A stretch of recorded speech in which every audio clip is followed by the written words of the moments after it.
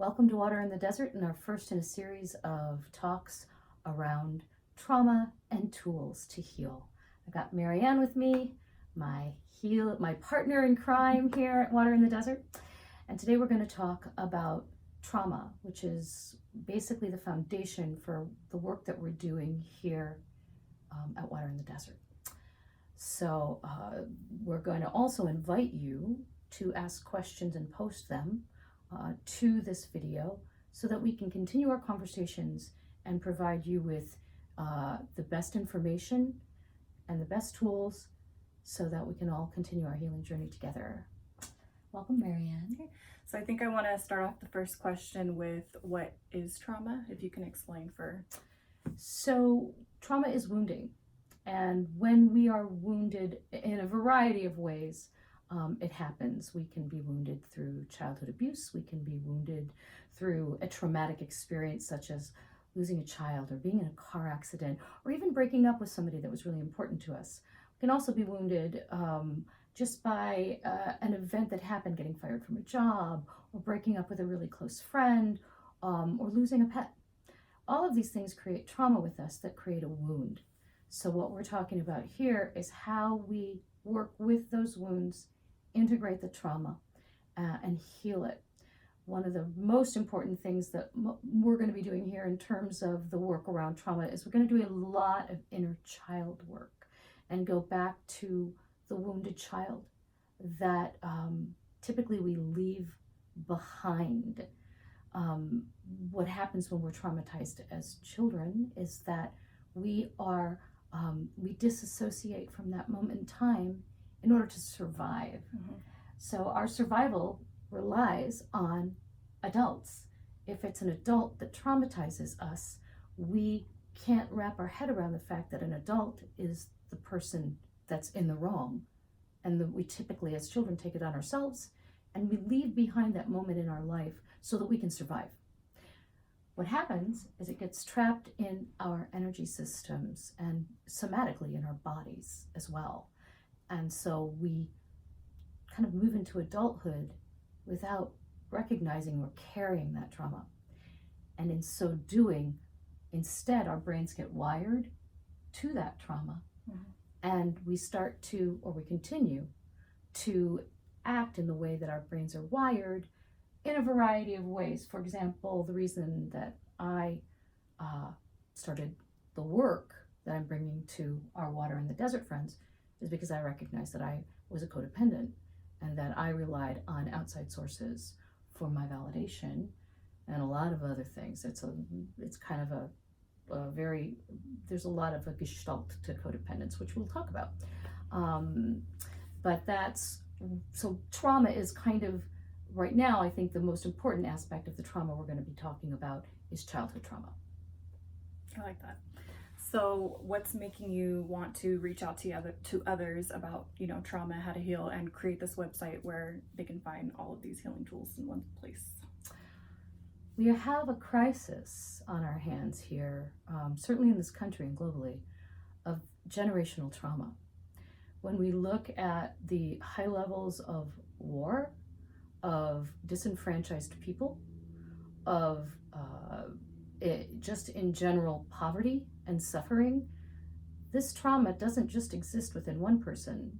It exists in the person who happens to be a child that becomes a parent and that can only parent from that place of trauma. That's how we get generational trauma. What we're dealing with right now are many generations of unhealed trauma. What I recognize through the research that I've been doing is that there are very simple, available tools that can help us not just heal our own trauma, but heal our generational trauma.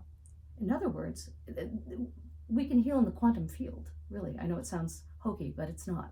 And trust me, we'll talk more about it. But when we take the time to heal ourselves, we're actually healing our family of origin, and we're healing the future. So for me, I just realized that it was my purpose in life to learn as much as I could, heal as much as I can, and I feel like my journey has been a very productive and blessed one. and share those tools so that we all have the same opportunity. I've spent the last many years pulling all of these tools together, and so why not put them in one place and share them? Mm-hmm. Right. And I think it's important for everyone to kind of understand that everyone goes through trauma. It's not like a singled out thing. Like, just because you're experiencing something doesn't mean like the next person, usually the person who you think is hurting you, they're the hurt person, right? Like we've kind of talked about hurt people. So can you kind of elaborate on that? Absolutely, and that's an excellent point. Hurt people hurt people. What we learn to become are liberated, empowered, and to belong to ourselves. And we recognize that when we talk about generational trauma, the person that's traumatized us has also been traumatized. It doesn't say it's okay to treat me this way. It does say I can forgive you and focus on healing myself. And we're going to learn about things like boundaries, and we're going to talk about, how do we come home to ourselves? And a lot of this is going to be feeling our feelings and learning how to do that. That was something that was a big journey for me, was to recognize that my feelings were valid and that I got to feel them. So yeah, I think that's really difficult for most people. I know for myself, for many years, and still it's hard for me to feel my feelings because I had one parent, my mom, who's completely emotional, constantly crying, kind of over the top. And then I had my dad who's like, cryness is weakness. You don't cry, you get over it.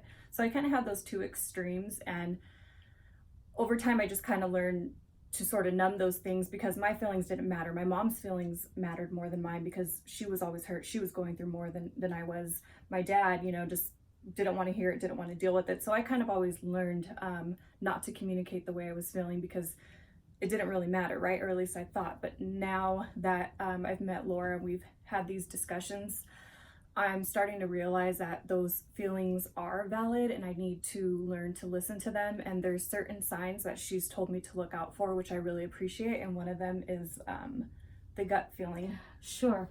Let's talk about that. So we're going to talk about emotional guidance systems, and we're also going to have some, believe it or not, we're going to have some games on the website when we get there, and we're a couple months away from putting the site together. But our emotional guidance system, fundamentally, it's really, really simple. The way that we allow ourselves to be guided by our feelings and how to understand what they're telling us in its most fundamental form are two feelings: the tightening and the opening. So the opening feeling is your alignment with your truth, with the universe, it says you're going in the right direction. And when you feel that opening and that, that's green light, you're going in the right direction. When you feel that tightening and that, that's not a bad feeling. And say thank you to your body for informing you, and thank you to your consciousness for being connected to your body so that it's telling you, stop, don't go that way, wrong way. This is not right for you. And that is very fundamentally your emotional guidance system at its primary core. If you can get those two things right in terms of understanding them and then practicing them, that is a wonderful place to start with understanding and how to feel your feelings and how to trust your emotional guidance system. And we'll talk a lot more about that because that's one of our tools in our toolkit. Yep. Well, what do you think? I'm looking forward to this, and I know that I'm still very new on this journey of healing. I'm actually deep in the midst of it, so I'm looking forward to working with her, learning more, sharing it with all of you who are open to listening, and hopefully it does something for you guys also. We're here to serve you, and we're here to serve ourselves. We all want to heal. So hopefully this little video was helpful and helped you get an idea of where we're going and what we're doing. There's lots more to come. We'll be having these talks, Marianne and I, and we'll probably also be including you in live versions on Facebook. It's all just coming together. We're at the very beginning of a wonderful healing journey, and we're so glad you're with us. Until next time, I'm Laura, this is Marianne. Bye guys.